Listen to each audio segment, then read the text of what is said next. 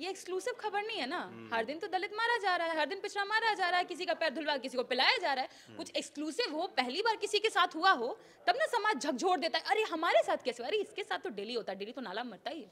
कह रही हूँ, भले सीजीआई ने कहा कि उसके ऊपर उस तरीके से कार्रवाई ना की जाए, पर मैं मानती हूँ कि कार्रवाई होनी चाहिए, इसलिए क्योंकि जो जूता चलाया गया ये सिर्फ एक व्यक्ति के खिलाफ अन्याय या इनजस्टिस नहीं है, पूरे समाज के खिलाफ अपने क्राइम किया है। जो लोग सीजीआई पर थूकने की बात कर रहे हैं, उसको भाजपा प्रवक्ता बचा करके भी लेके आ रहे, थाने से खुशी खुशी दोनों आ रहे हैं। जहाँ पे आरएसएस के हेड आकर के भागवत जी आकर के बोल के गए थे कि आरक्षण की समीक्षा होनी चाहिए, वो लिटमस टेस्ट कर रहे थे। पर लालू जी और बाकी जितने सामाजिक न्याय विचारधारा के लोग हैं, मजबूती से बोल रहे थे कि हिम्मत है तो आरक्षण को हाथ लगा के दिखाओ, लालू यादव फांसी पर झूल जाएगा लेकिन आरक्षण को खत्म नहीं होने दे। और उनको वो बचा रहे हैं खट्टर साहब। मैंने देखा कि जो कपूर जी का नाम आ रहा है, बाकी लोगों का नाम आ रहा है, सब लोग कैसे बचे हुए हैं। जब तक सत्ता का साथ नहीं होगा, कोई ऐसे बच कैसे सकता है। साथियों नमस्कार, हमारे साथ खास बातचीत करने के लिए आरजेडी प्रवक्ता प्रियंका भारती मौजूद हैं। जिस तरीके से राजस्थान से खबर आ रही है, 7 दिन बीत चुके हैं, अभी तक कोई खास कार्रवाई नहीं हुई है आईपीएस की आत्महत्या के केस के ऊपर। मैम, 7 दिन बाद भी अभी तक कोई खास कार्रवाई नहीं, केवल बयानबाजियां हैं और डिमांड भी हो रही है तो उसको अनसुना किया जा रहा है। कैसे देख रहे हैं इस पूरी स्थिति को? जो सिस्टम में बैठे हुए लोग हैं, अगर वही अन्याय पसंद लोग हों, जो चाहते हो कि न्याय कभी मिले ही ना वंचितों, पिछड़ों, अति पिछड़ों, दलितों को, महिलाओं को, तो न्याय होगा कैसे? आप सोचिए कि आईपीएस की मृत्यु के बाद भी, जीवित रहते हुए तो न्याय भूल जाइए, मृत्यु के बाद भी इतने दिन बीत चुके हैं लेकिन किसी तरीके से कोई सुगबुगाहट नहीं है। जिन जिन का नाम आ रहा है उनको कहते हैं ना कि एक तरीके से सपोर्ट है और उनको वो बचा रहे हैं खट्टर साहब। मैंने देखा कि जो कपूर जी का नाम आ रहा है, बाकी लोगों का नाम आ रहा है, सब लोग कैसे बचे हुए हैं। जब तक सत्ता का साथ नहीं होगा, कोई ऐसे बच कैसे सकता है। उनकी वाइफ आईएएस अधिकारी हैं, उनके ससुर सांसद रह चुके हैं, उसके बावजूद ये सब जो हो रहा है, मैं इसको हृदय विदारक मानती हूँ और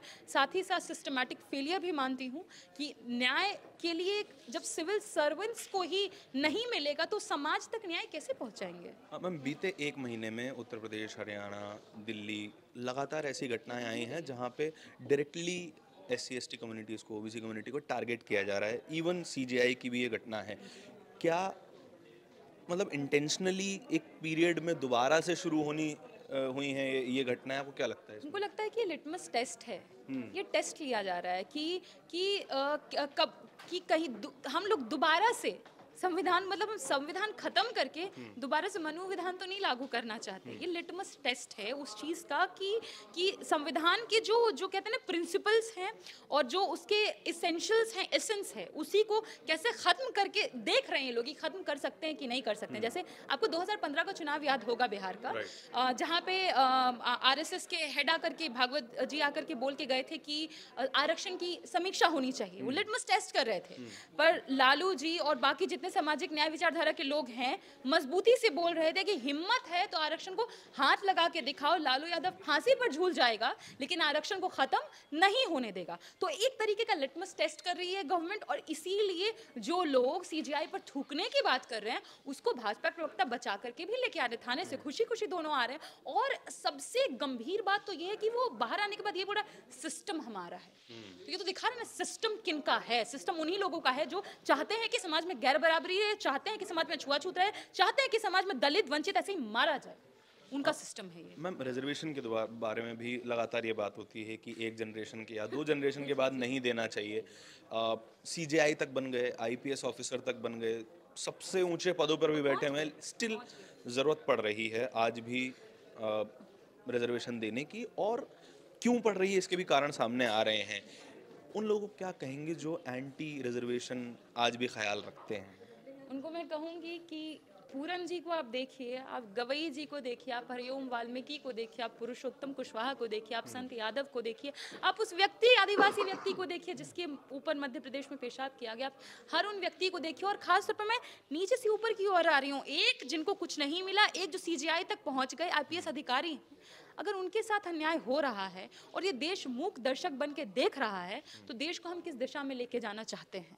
और मैं और खास तौर पर जब आप आरक्षण के खिलाफ बोलते हैं, आरक्षण के खिलाफ आप बोलते ही नहीं है, आप जहर उगलते हैं। कहते हैं कि इनके बच्चों को नहीं मिलना चाहिए। अरे बच्चा छोड़ दीजिए, उनके माता पिता तक बनने के बाद उनको न्याय नहीं मिल पा रहा, मरने के बाद भी न्याय नहीं मिल पा रहा है, तो बच्चों के साथ क्या स्थिति होगी? हमने नहीं देखा क्या? अखिलेश जी मंदिर गए, मंदिर धोया गया। हमने राजस्थान में देखा कि टीकाराम जूली मंदिर गए, मंदिर धोया गया। लोग तो सीएम पोस्ट तक पहुंचे हुए लोग हैं, वहां नेता प्रतिपक्ष हैं वो, उनके साथ जब ये सब हो सकता है। और कोर्ट एक ऐसा स्ट्रक्चर है कि ऐसा इंस्टीट्यूशन है जहां लोग न्याय के लिए जाते हैं, वहां सीजीआई के साथ अन्याय हो रहा। और मैं ये बात कह रही हूँ, भले सीजीआई ने कहा कि उसके ऊपर उस तरीके से कार्रवाई ना की जाए, पर मैं मानती हूँ कि कार्रवाई होनी चाहिए, इसलिए क्योंकि जो जूता चलाया गया ये सिर्फ एक व्यक्ति के खिलाफ अन्याय या इनजस्टिस नहीं है, पूरे समाज के खिलाफ आपने क्राइम किया है, तो उस क्राइम के लिए इनको सजा जरूर मिलनी चाहिए। आखिरी सवाल इग्नोरेंस के ऊपर। लोग इन खबरों को अखबारों में पढ़ के टीवी पे देख के भूल जाते हैं या जगह नहीं दी जाती है। Exclusive नहीं है ना? समाज इसको इग्नोर कर रहा है, कितना बड़ा नुकसान है ये एक्सक्लूसिव खबर नहीं है ना।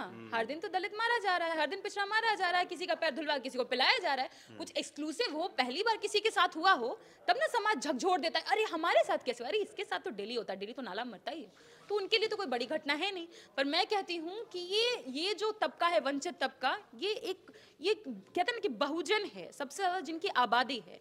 और जब ऐसी घटनाएं होती हैं, समाज को झकझोरते हैं आप और दिखाते हैं कि परिस्थिति में बदलाव नहीं हो। जैसे आपने मीडिया के बारे में भी कहा है कि कहानी है ओम प्रकाश वाल्मीकि की, दिग्दर्शन बनाम दिनेश जाटव की एक कहानी है, जिसमें वो कहते हैं कि ये खबरें आती तो है मीडिया तक, पर सिर्फ टेबल्स तक रह जाती हैं, आगे पहुंच नहीं पाती। और आप लोगों के कारण ही ये खबरें मेन स्ट्रीम में पहुंच भी रही हैं, वरना ये मेन स्ट्रीम में नहीं पहुंच पाती। ये सोशल मीडिया का भी मैं मानती हूँ कि इसने स्पेसेस को बहुत डेमोक्रेटाइज किया है, कि इसलिए यहाँ तक पहुँच रही है और खबरें पहुँच पा रही हैं, तभी लोगों के भीतर भी आ रहा है कि तुम कितना भी आगे बढ़ जाओगे, जाति तुम्हारा पीछा नहीं छोड़ेगी। ये सच्चाई है। और मैं चाहती हूँ कि देश इस बात को स्वीकार करे कि अफर्मेटिव एक्शंस से सिर्फ व्यक्ति लिबरेट नहीं होता है, उसके समाज को भी मजबूती मिलती है। इसलिए आरक्षण को क्रिटिसाइज करना बंद कीजिए और उन लोगों के साथ खड़े होइए, उनकी पीड़ाओं को स्वीकारिए जिनकी पीड़ा हजारों वर्षों की है। बहुत शुक्रिया। बहुत शुक्रिया। कैमरे के पीछे मेरे साथी तौहीद के साथ मैं धारण, बहुत बहुत धन्यवाद।